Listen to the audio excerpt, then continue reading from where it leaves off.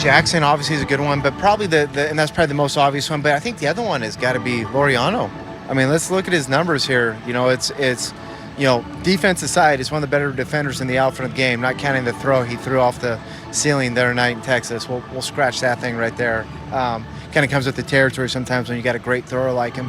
Going to be a little bit over aggressive, but just from an offensive standpoint, the other day and the OPS was floating around 900 the other day, and Ashley had done some research, and I think he had said of players with 175 plate appearances or more, I think he was like 12th at some point in Texas in OPS. Think about that. That's significant. I don't know if that's true or not, but I would assume Ashley wasn't messing with me on that one. So Laureano's had a great year. Guy that started off the year, didn't play the first 4 games in Toronto, stunk when he got in there, just partly because of inconsistent playing time. But as he's gotten a run here because of the injuries, he's kind of reverted back to the everyday Ramón Laureano that was such a impact player in Oakland. So excited about him, and definitely a guy that should be getting some more run than probably what he is getting.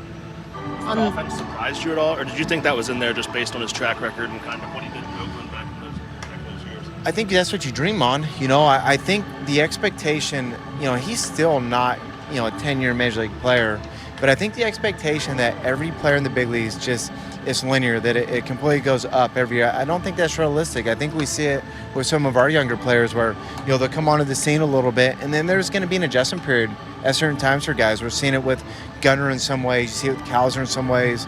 All these guys. There's not a lot of guys like Acuna where they just walk right in the game and just every year is better and better and better and better. I think that's incredibly abnormal, and I think seeing guys maybe regress a tick at times in order to, take a couple steps forward, the old 1 step back, 2 forward, I think that's probably more realistic. And I think with Ramón Laureano, I think maybe that's what we're seeing right now.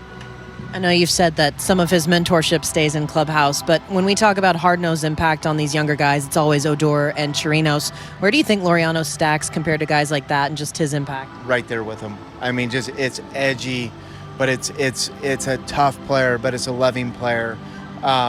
He's different. He's different than a lot of our guys that grew up in the United States and had a certain upbringing in this world and into the game. I mean, this guy, he's. He had to go to, came to New York out of the Dominican. He wasn't a 16-year-old that signed out of Dominican. If you guys don't know his story, had to go to New York. He lived with a host family in New York as a kid learning English, not easy to do. Wasn't signed like a lot of the Latin kids. Has to go to junior college somewhere, I think in Iowa, maybe is where he's at. You have to ask him. Is a pitcher and a second baseman, I think. Wasn't a high pick.